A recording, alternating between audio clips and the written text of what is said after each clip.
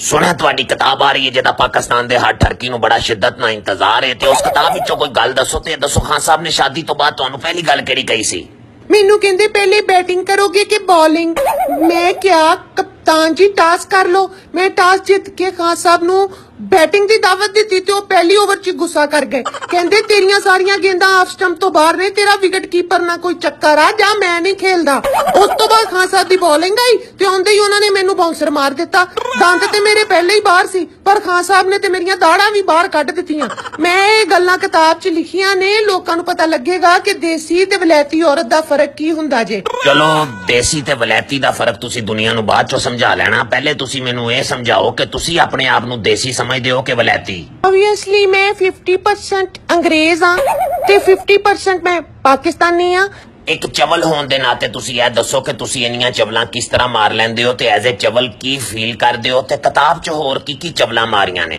देखो खान साहब च बड़ी आकड़ है ते मैं बड़ी कोशिश की कि मैं उन्हां दी आकड़ भन सकां पर मेरे को नहीं भजी। किताब दे सफा नंबर 3 ते मैं लिखिया है कि आप ते ओ मलाइयां खांदा सी पर मैनू जदों देखो टींडे टींडे टींडे टींडे मेरी जिंदगी च इन्ने टींडे भर दिते सी इमरान खान ने कि मैनू हर तरफ बस टींडे ही टींडे ही टींडे ही टींडे नजर आते थे मुझे।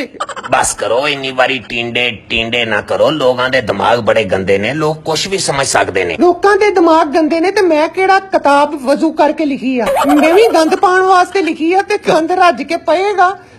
लोकां नू बी ग्रेड इंडियन फिल्मां ना भुल गईयां मेरी किताब पढ़ के ते गल करना। देखो खच्चा मरियम भी मारदी है पर मैं कुछ होर तरह दी हां। ਉਹ ਗੈਸੀ ਗੁਬਾਰੇ ਵੀ ਲਾਈਕ ਕਰਦੀ ਹੈ ਤੇ ਮੈਨੂੰ ਉੱਡਣ ਵਾਲਾ ਗੁਬਾਰਾ ਪਸੰਦ ਨਹੀਂ। ਇਸ ਕਿਤਾਬ ਵਿੱਚ ਕੋਈ ਇੱਕ ਐਸੀ ਗੱਲ ਜਿਹਨੂੰ ਪੜ੍ਹ ਕੇ ਤੁਹਾਨੂੰ ਆਪ ਬੜੀ ਨਦਾਮਤ ਤੇ ਸ਼ਰਮਿੰਦਗੀ ਹੋਈ ਹੋਵੇ ਤੇ ਆਪਣਾ ਆਪ ਬੜਾ ਬੇਮੁੱਲ ਤੇ ਘਟੀਆ ਜਿਹਾ ਲੱਗਾ ਹੋਵੇ? ਹਾਂ ਵੈਸੇ ਤੇ ਬਹੁਤ ਸਾਰੀਆਂ ਗੱਲਾਂ ਮੈਂ ਚ ਇਹੋ ਜੀਆਂ ਕੀਤੀਆਂ ਨੇ ਜਿਨ੍ਹਾਂ ਨੂੰ ਪੜ੍ਹ ਕੇ ਬਾਅਦ ਚੋਂ ਮੈਨੂੰ ਆਪ ਬੜੀ ਸ਼ਰਮ ਆਈ ਤੇ ਪਰ ਬਹੁਤ ਅੱਛੀਆਂ ਇਸ ਕਰਕੇ ਉਹ ਗੱਲਾਂ ਨੇ ਕਿਉਂਕਿ ਪਾਕਿਸਤਾਨੀ ਯੂਥ ਨੂੰ ਇਹੀ ਕੁਝ ਤੇ ਅੱਛਾ ਲੱਗਦਾ ਏ।